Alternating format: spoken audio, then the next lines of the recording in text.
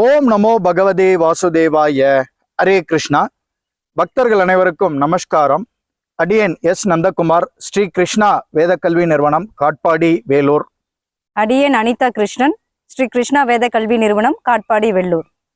மீண்டும் ஒரு காணொளியில் கலந்துரையாடல் காணொளி வாயிலாக பக்தர்களை சந்திப்பதில் மிக்க மகிழ்ச்சி அடைகிறோம். இந்த காணொளி ஒரு முக்கியமான காணொளியாக அமையப் போகிறது. காரணம், கூடாரவல்லியினுடைய அருமை பெருமைகள், கூடாரவல்லியை எப்படி கொண்டாடுவது, ஏன் கொண்டாடுகிறோம் போன்ற பல அரிய முக்கியமான காரணங்களை பக்தர்கள் கேட்டு பயன்பெற வேண்டும் என்கிற காரணத்தால் இந்த காணொளி வடிவமைக்கப்பட்டுள்ளது. வாருங்கள், கூடாரவல்லி குறித்து பல முக்கிய தகவல்களை நாம் தெரிந்து கொள்வோம். ஹரே கிருஷ்ணா. ஹரே கிருஷ்ணா. கூடாரவல்லி பத்தி முதல்ல சொல்றதுக்கு முன்னாடி ஸ்ரீ ஆண்டாள் நாச்சியார் 30 பாசுரங்கள் சொல்லியிருக்காங்க திருப்பாவையில. அதுல எதுக்காக நம்ம 27வது நாள் கூடாரவல்லி அன்னைக்கு நம்ம சிறப்பாக கொண்டாடுகிறோம், அதனுடைய மகத்துவம் என்ன, அதை சொன்னீங்கன்னா பக்தர்கள் எல்லாருக்கும் யூஸ்ஃபுல்லா இருக்கும். மிக அருமையான ஒரு கேள்வி எழுப்பப்பட்டுள்ளது. ஆம், மார்கழி மாதத்தினுடைய 27வது நாள் கூடாரவல்லி தினமாக கொண்டாடப்படுகிறது. அதனால்தான் அந்த பாசுரத்தினுடைய ஆரம்பத்திலேயே கூடாரை வெல்லும் சீர்கோவிந்தா என்று ஸ்ரீ ஆண்டாள் கோதை நாச்சியார் மிக தெளிவாக அந்த பாசுரத்தை நமக்கு அருளியுள்ளார்கள். கூடாரை வெல்லும் சீர்கோவிந்தா என்று தொடங்கும் அந்த பாசுரத்தில் கூறியுள்ளது போல அந்த 27வது நாள், மார்கழியினுடைய 27வது நாள் ஒவ்வொரு ஆண்டும் கூடாரவல்லி தினமாக அனுஷ்டிக்கப்படுகிறது. இந்த ஆண்டு ஜனவரி 11ஆம் தேதி, அதாவது 11/1/2025 சனிக்கிழமை, 11/1/2025 சனிக்கிழமை அன்று கூடாரவல்லி அனுஷ்டிக்கப்பட உள்ளது. வாருங்கள், மேலும் பல தகவல்களை இந்த கூடாரவல்லி குறித்து நாம் தெரிந்து கொள்வோம். ஹரே கிருஷ்ணா. சில திருக்கோயில்கள் எல்லாம் ஆண்டாளுக்கு திருக்கல்யாணம் அந்த கூடாரவல்லி நாள் 27ஆம் தேதி மார்கழி 27 ஃபிக்ஸ் பண்ணி வச்சிருப்பாங்க. அதுக்கான காரணம் என்ன, அன்னைக்கு என்ன ஸ்பெஷலா நம்ம நெய்வேத்தியம் பண்ணணும், என்னென்ன கோயில்கள்ல சிறப்பு வழிபாடு இருக்கு, எந்த நேரத்துக்கு போய் வழிபடணும், இதை பத்திலாம் இன்னும் கொஞ்சம் விளக்கமா சொன்னீங்கன்னா நல்லா இருக்கும். மீண்டும் ஒரு அருமையான கேள்வி எழுப்பப்பட்டுள்ளது.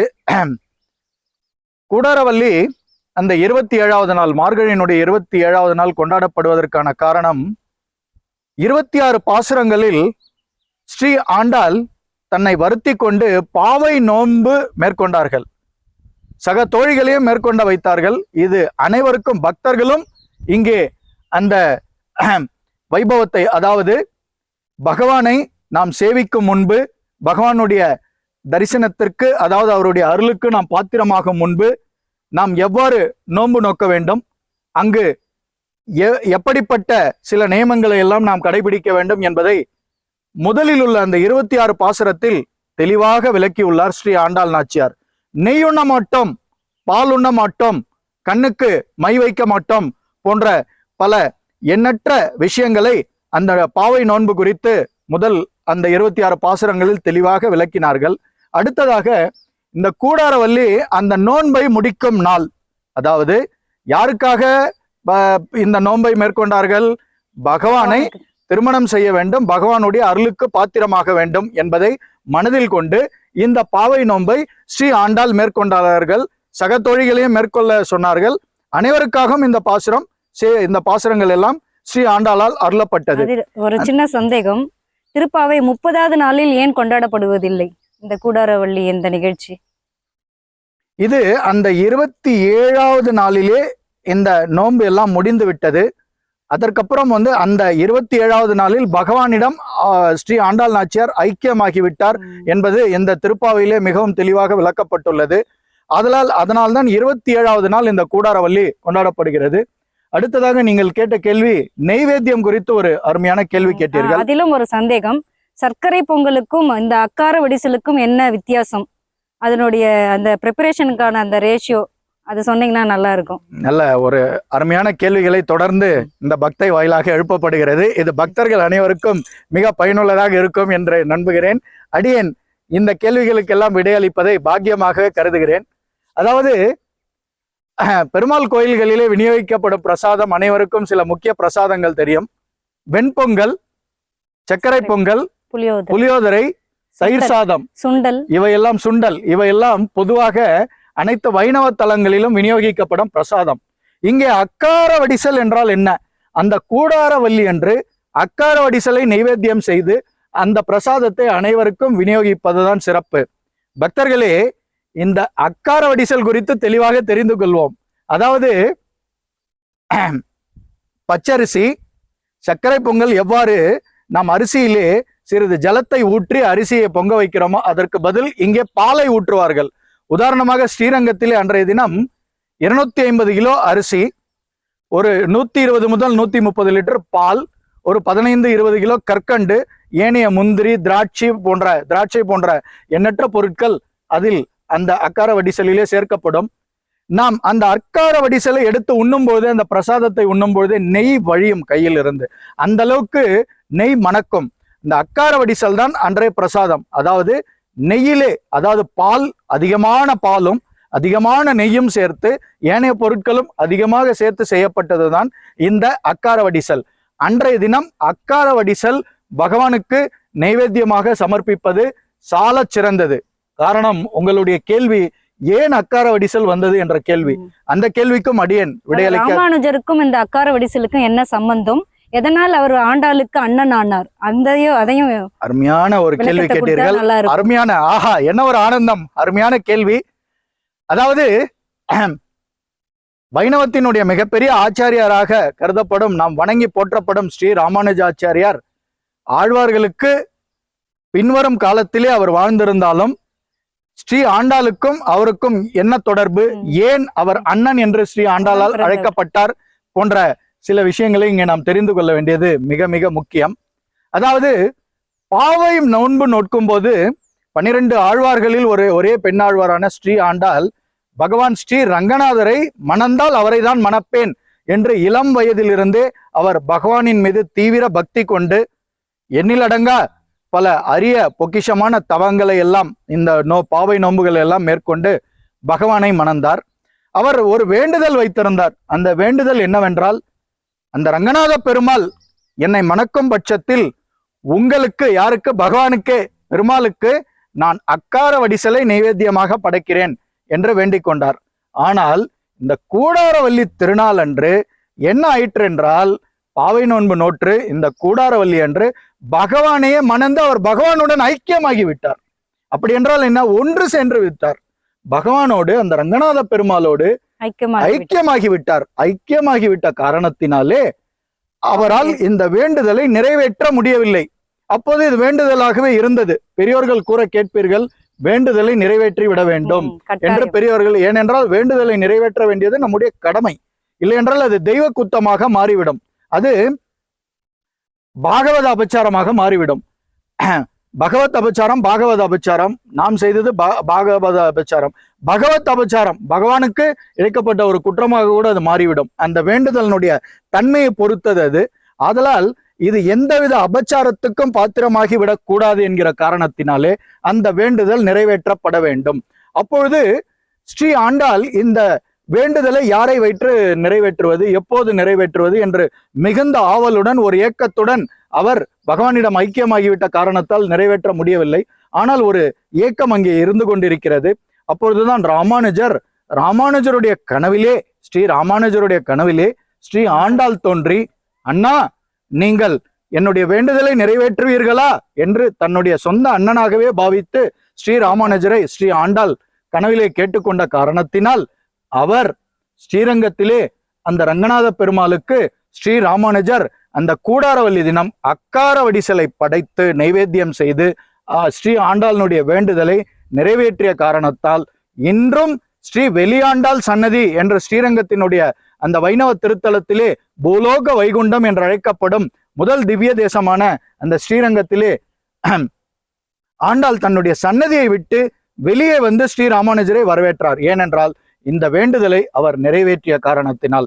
ஆதலால் பக்தர்களே, அன்றைய தினம் வரும் சனிக்கிழமை, அதாவது 11/1/2025 சனிக்கிழமை கூடாரவல்லி திருநாளை நீங்கள் விசேஷமாக கொண்டாட வேண்டும். அன்றைய தினம் அக்கார வடிசலை, முடிந்தவரை அக்கார வடிசலை நைவேத்தியம் செய்து அனைத்து பக்தர்களுக்கும் விநியோகம் செய்யுங்கள். மேலும் இந்த கூடாரவல்லி குறித்து பக்தை திருமதி அனிதா கிருஷ்ணன் எழுப்பும் சில கேள்விகளுக்கு அடியேன் விளக்கமளிக்க கடமைப்பட்டுள்ளேன். அது உங்களுக்கு நிச்சயம் பயன்பெறும் என்று மீண்டும் ஒரு முறை அடியேன் தெளிவாக நம்புகிறேன். நன்றி ஐயா. நீங்கள் மீண்டும் மேற்கொண்டு உங்களுடைய கேள்விகளை தொடரலாம். ஓகே. ஆண்டாள் வாழி திருநாமத்தில் இந்த வார்த்தை அங்கு குறிப்பிட்டு காட்டப்பட்டுள்ளது. பெரும்புதூர் மாமுனிக்கே பின்னானால் வாழியே என்றால், பெரும்புதூர் என்றால் ராமானுஜரை குறிக்கும். ஸோ ஆண்டாளுக்கு சகோதரன் ஆவான் பெருமுனி மாமுனி என்று சொல்லியிருக்கிறார்கள். இப்பொழுது நீங்கள் கொடுத்த விளக்கத்தில் அது மிகவும் தெளிவாக புரிந்துவிட்டது. இந்த அக்கார வடிசலில் எண்ணிக்கை ஏதாவது இருக்கிறதா? 108, 101 இந்த மாதிரி? சரியான கேள்வி. ஸ்ரீரங்கத்திலே இது 108 பாத்திரங்களிலே இது நைவேத்தியமாக சமர்ப்பிக்கப்படும் பகவானுக்கு. மேற்கொண்டு அன்றைய தினம் ஏனைய காரியங்கள் என்ன செய்ய வேண்டும், எப்படி வழிபட வேண்டும் என்பதை அடியேன் இங்கே விளக்க கடமைப்பட்டுள்ளேன். அதாவது கூடார என்ற வார்த்தை என்ன என்றால், வெறுக்கத்தக்க, விரும்பத்தகாத, அதாவது எதிரிகள் எப்படி வேண்டுமெல்லாம் கணக்கெடுத்து கொள்ளலாம். அப்படி எப்படிப்பட்ட காழ்ப்புணர்ச்சி இருக்கும் சில மாறுபட்ட கருத்துடைய பக்தர்களும் அன்றைய தினம் ஒன்று சேர்ந்து விடுவார்கள் என்பது ஐதீகம். காரணம், இந்த பாவை நோன்பை நோற்பதால், இந்த விரதத்தை மேற்கொள்வதால் அவர்கள் உள்ளே இருக்கும் அந்த மனக்கசப்புக்கள், அந்த மனக்குழப்பங்கள், அந்த காழ்ப்புணர்ச்சிகள், அந்த வெறுப்புக்கள் எல்லாம் தீர்ந்து அன்றைய தினம் அனைத்து பக்தர்களும் ஒன்றாக சேர்ந்து பகவானை வழிபடுவார்கள் என்பது ஐதீகம். அப்போது இந்த கூடாரை வெல்லும் திருநாளில் என்ன நடக்கும் என்றால், நாம் இதை விசேஷமாக இந்த திருநாளை கொண்டாடும் பட்சத்தில் பிரிந்த தம்பதியர் ஒன்று சேருவர். தம்பதிக்குள் இருக்கும் கருத்து வேறுபாடுகள் நீங்கும். திருமணமாகாத கன்னிப்பெண்களுக்கு விரைவில் திருமணம் நடைபெறும். அது ஆண்களுக்கும், திருமணமாகாத ஆண்களுக்கும் விரைவில் திருமணம் நடைபெறும். குடும்பத்தில் உற்றார்கள், உறவினர்கள், ஏனைய சக மனிதர்களுடன் ஏதாவது வெறுப்புக்கள், காழ்ப்புணர்ச்சிகள் ஏதாவது இருப்பின் அதுவும் நீங்க பெறும். அன்றைய தினம் பகவானையே ஸ்ரீ ஆண்டாள் மணந்த அந்த நன்னாள் ஆதலால் சுமங்கலிக்கல்களுக்கு உண்டான அந்த வளையல்கள், மஞ்சள், குங்குமம், அதாவது தாலி சரடு போன்ற, ஏனென்றால் பகவானுக்கும் ஸ்ரீ ஆண்டாளுக்கும் திருமணம் நடைபெற்ற நாள் ஆதலால் இதையெல்லாம் அங்கே பகவான் முன்னாடி சமர்ப்பித்து பகவானிடம் இதை சமர்ப்பணம் செய்து, அதை முடிந்தவரை சுமங்கலிகளுக்கு எண்ணிக்கையில் 11, அது 100க்கு மேற்பட்ட எண்ணிக்கையில் கூட இருக்கலாம், அதை பகவானிடம் சமர்ப்பித்து பகவானிடமும் ஸ்ரீ ஆண்டாளிடமும் அது சமர்ப்பிக்கப்பட்டு இந்த வளையல்கள், மஞ்சள், குங்குமம், தாலி சரடு போன்ற இந்த மங்கள பொருட்கள் அனைவருக்கும் விநியோகிக்கப்படும் பட்சத்தில் அது மிகுந்த இந்த கூடாரவள்ளி திருநாளுக்கு மெருகூட்டும். பகவானுடைய அருளுக்கு நாம் பாத்திரமாவதற்கு இது மிக மிக முக்கிய சடங்கு. ஆதலால் அன்றைய தினம் அனைவரும் ஒன்றாக சேர்ந்து அக்கார வடிசலை படைத்து நைவேத்தியம் செய்து பகவான் ஸ்ரீ ரங்கமன்னாருக்கும் ஸ்ரீ ஆண்டாளுக்கும் மிக கோலாகலமாக நடந்தேறிய அந்த திருமண வைபவத்தை வெகு விமர்சையாக அனைவரும் ஒன்றாக சேர்ந்து கொண்டாடலாம். ஆதலால் அனைவரும் அருகில் உள்ள வைணவ ஆலயத்துக்கு சென்று ஆலயத்திலே கொண்டாடுவது சிறப்பு. நீங்கள் இல்லத்திலே நைவேத்தியம் படைக்கலாம். ஆலயத்திலே பக்தர்களுடன் எந்த ஒரு வைணவ விழாவாக இருக்கட்டும், எந்த ஒரு பகவானுடைய எந்த ஒரு விஷயமாக இருந்தாலும், அதாவது விழாவாக இருந்தாலும், அது சிறிய விழா, பெரிய விழா, சின்ன நோன்பு, பெரிய நோன்பு அப்படியெல்லாம் கணக்கில்லை. ஆலயத்திலே கொண்டாடப்படுவது மிக சிறப்பு. காரணம் என்னவெனில், பக்தர்கள் சங்கமத்தில் பகவானை நாம் வழிபட்டால் நம்முடைய தொல்லைகள் வெகு விரைவில் நீங்கும் என்பது ஐதீகம். ஆதலால் நீங்கள் இல்லத்திலும் இந்த அக்கார வடிசலை பகவானுக்கு நைவேத்தியம் செய்து கூடாரவல்லியை அனுஷ்டிக்கலாம். ஆலயத்திலும் குறிப்பாக ஆலயத்துக்கு சென்று அனுஷ்டிங்கள். நிறைய வைணவ ஆலயங்களில் ஆண்டாளுக்கென்று, ஸ்ரீ ஆண்டாளுக்கென்று தனி சன்னதி உண்டு. இல்லை என்றால் அங்கிருக்கும் தாயாரை நாம் வழிபடலாம். இல்லை என்றால் ஆண்டாளுடைய திருவுருவ படத்தை அங்கே வைத்து அங்கே நாம் நைவேத்தியம் சமர்ப்பிக்கலாம். இல்லங்களிலும் இது போலவே செய்யலாம். உங்களுக்கு ஏதாவது சந்தேகம் இருக்கு? சந்தேகமும் உள்ளது. ஆண்டாள் நாச்சியார் மேற்கொண்ட இந்த பாவை நோன்பு என்பது கன்னி பெண்களுக்கு, குறிப்பாக திருமணமாகாத கன்னி பெண்களுக்கு. இப்பொழுது நம் நாட்டில் நிறைய பெண்கள் திருமணம் ஆகாமல், சில சரியான நேரம் கிடைக்காமல் இருக்கிறார்கள்.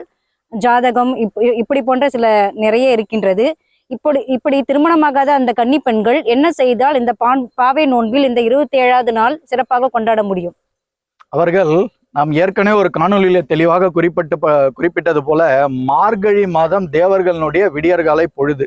நம்முடைய ஒரு வருட காலம் தேவர்களுடைய ஒரு நாள். நம்முடைய மார்கழி மாதம் தேவர்களுடைய விடியற்காலை பொழுது. ஆதலால் திருமணமாகாத கன்னி பெண்கள் இந்த மார்கழி மாதத்தில் அனுதினமும் விடியற்காலையிலே எழுந்து ஸ்நானம் செய்துவிட்டு பகவானிடம் திருப்பாவையை சேவிக்க வேண்டும். ஏதாவது நெய்வேத்தியத்தை அங்கே சமர்ப்பிக்க வேண்டும். இதை தொடர்ந்து செய்து வரும் பட்சத்தில் இந்த மார்கழி மாதம் நிறைவுற்ற பிறகு அவர்கள் ஸ்ரீ ஆண்டாளுக்கும் ஸ்ரீ ரங்கமன்னாருக்கும் அந்த திருக்கல்யாண வைபவம் அரங்கேறிய அந்த வாரணமாயிரம் நாச்சியார் திருமொழியிலே, அதாவது ஸ்ரீ ஆண்டாள் 4000 திவ்ய பிரபந்தத்திலே நமக்கு 173 பாசுரங்களை அருளினார்கள்.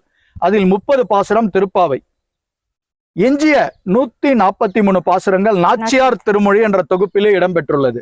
அதில் 11 பாசுரங்கள் வாரணமாயிரம். ஒவ்வொரு பாசுரத்தினுடைய இறுதியிலும், இந்த வாரணமாயிரம் பாசுரத்தினுடைய இறுதியிலும் கணாக்கண்டேன் தோழி கணாக்கண்டேன் தோழி என்று முடியும். அதாவது தனக்கும் பகவான் ஸ்ரீ ரங்கநாதருக்கும் அரங்கேறிய அந்த திருமணத்தை குறித்து, அந்த திவ்ய திருமணத்தை குறித்து இங்கே ஸ்ரீ ஆண்டாள் விவரிக்கிறார்கள்.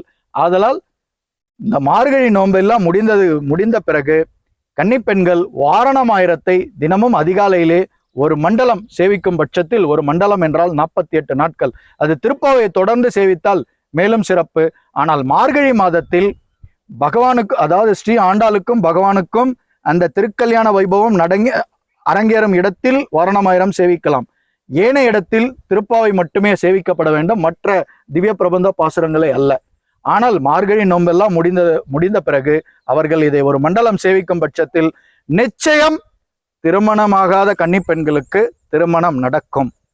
இது கண்கூடாகவே பக்தர்களால் உணரப்பட்டது. அதற்கு எடுத்துக்காட்டுக்கள் பல. ஆதலால் எந்த பெற்றோர்கள் தங்களது பிள்ளைகளுக்கு, குறிப்பாக கன்னிப்பெண்களுக்கு திருமணமாகவில்லை என்ற கவலையில் உள்ளீர்களோ, நீங்கள் தாராளமாக மனப்பூர்வ சம்மதத்துடன் பகவானிடம் நெய்வேத்தியம் சமர்ப்பித்து விட்டு நீங்கள் திருப்பாவையும் வாரணமாயிரத்தையும் தொடர்ந்து சேவியுங்கள். நிச்சயம் உங்கள் இல்லங்களில் வெகு விரைவில் சுப நிகழ்ச்சிகள், திருமண சுப நிகழ்ச்சி அரங்கேறும் என்பதில் எவ்வித மாற்று கருத்தும் இல்லை. ஆதலால் வாருங்கள், இந்த கூடாரவள்ளி திருநாளை வெகு விமர்சையாக பக்தர்கள் அனைவரும் சேர்ந்து கொண்டாடுவோம். ஸ்ரீரங்கத்திலே மிகவும் விசேஷம். இந்த கூடாரவள்ளி திருவிழா ஸ்ரீரங்கத்திலே மிகவும் விசேஷமாக கொண்டாடப்படும். ஸ்ரீ ஆண்டாள் அவதரித்த திருத்தலமான ஸ்ரீவல்லிபுத்தூரிலும் இந்த அங்கே இருக்கும் ரங்கநாத பெருமாள் ஆலயத்திலும் மிக விசேஷமாக இந்த விழா கொண்டாடப்படும். அதனால் கூடாரவள்ளியினுடைய சிறப்புகளை பக்தர்களுக்கு இதுவரையில் தெளிவாக எடுத்துரைத்துள்ளோம். இது குறித்து ஏதேனும் சந்தேகம் இருப்பினும் நீங்கள் அடியனை தொடர்பு கொண்டு நீங்கள் உங்களுடைய சந்தேகங்களை நிவர்த்தி செய்து கொள்ளலாம். வாருங்கள், திருமதி அனிதா கிருஷ்ணனுக்கு மேற்கொண்டு ஏதாவது சந்தேகங்கள் இருக்கிறதா என்பதை கேட்போம். சில விளக்கங்கள். இன்னொரு சந்தேகமும் உள்ளது. சில கன்னி பெண்கள் கல்லூரியில் பயின்று கொண்டோ இல்லது வெளிநாடுகளிலோ அல்லது வெளியூரிலோ வேலை செய்து கொண்டு இருப்பார்கள். அவர்களுடைய அலுவலகங்கள் மிக நீண்ட தூரமாக இருக்கும். அவர்களால் தங்களுடைய இடத்திற்கு வந்து சில அருகில் உள்ள திருக்கோயில்களுக்கு சென்று இந்த மங்கள பொருட்களை எல்லாம் விநியோகம் செய்வதோ இல்லை வாங்குவதோ இல்லை திருக்கோயில்களில் நடைபெறும் அந்த மிக விசேஷமான அந்த நிகழ்ச்சிகளை கண்கூடாக பார்க்க முடியாது. அந்த சமயத்தில் அவர்களுக்கு பதிலாக அவர்களுடைய பெற்றோர்கள் அவர்களுக்காக செய்யலாமா இந்த நோன்பு? அருமையான ஒரு கேள்வி. ஆம், இதில் எவ்வித மாற்று கருத்தும் இல்லை. தங்களது பிள்ளைகள் படிப்பு சம்பந்தமாகவோ அல்லது அலுவலக வேலை சம்பந்தமாகவோ வெளியூரிலோ ஏனைய வெளி இடங்களிலோ தங்கியிருக்கும் பட்சத்தில் அந்த பிள்ளைகள் சார்பாக பெற்றோர்கள், குறிப்பாக தாய்மார்கள், இந்த பெற்றோர்கள் குழந்தைகளினுடைய தாய்மார்கள் இந்த பக்தி கைங்கரியத்தை நிச்சயம் செய்யலாம். தங்களது பிள்ளைகளுக்கு திருமணமாக வேண்டும் என்பதை மனதில் கொண்டு அவர்கள் பகவானிடம் சென்று எந்த வேண்டுதலையும் சமர்ப்பிக்க வேண்டிய அவசியம் இல்லை. அவர்கள் மனப்பூர்வமாக ஸ்ரீ ஆண்டாளையும் ஸ்ரீ ரங்கமன்னாரையும் வழிபடும் பட்சத்திலேயே அவர்களுடைய பிள்ளைகளுக்கு திருமணம் விரைவில் நடைபெறும் என்பதில் எவ்வித மாற்று கருத்தும் இல்லை. ஆதலால் பெற்றோர்கள் தங்களது பிள்ளைகளுக்காக நோன்பை அனுஷ்டிக்கலாம். கூடாரவள்ளியை மிக விசேஷமாக கொண்டாடலாம். நன்றி, மிக்க நன்றி. இந்த கூடாரவள்ளி திருநாள் குறித்த வைபவ நிகழ்ச்சியில் உங்களை சந்தித்ததில் மிக்க பெருமை அடைகிறோம், ஆனந்தம் அடைகிறோம். மிக்க நன்றி. மீண்டும் ஒரு காணொலியில் உங்களை சந்திக்கும் வரை உங்களிடமிருந்து விடைபெறுவது அடியன் எஸ் நந்தகுமார், அடியன் அனிதா கிருஷ்ணன். தற்போது திருப்பாவை பாசுரம் 27. கூடாரை வெல்லும் ஸ்ரீ கோவிந்தா உன்தன்னை பாடி பறைக்கொண்டு யாம்பெரும் சம்மானம் நாடு புகழும் பரிசினால் நன்றாக சூடகமே தோல்வளையே தோடே செவிப்பூவே பாடகமே என்றனைய பல்கலனும் நாமணிவோம் ஆடை உடுப்போம் அதன் பின்னே பார்ச்சோறு மூட நெய் பெய்து முழங்கை வழிவார கூடியிருந்து குளிர்ந்தேலோர் எம்பாவாய். ஸ்ரீ ஆண்டாள் திருவடிகளே சரணம். ஹரே கிருஷ்ணா ஹரே ராமா. சர்வம் ஹரே கிருஷ்ணார்ப்பணம். ராமா. ஜெய் ஸ்ரீராம், ஜெய் ஸ்ரீராம், ஜெய் ஸ்ரீராம்.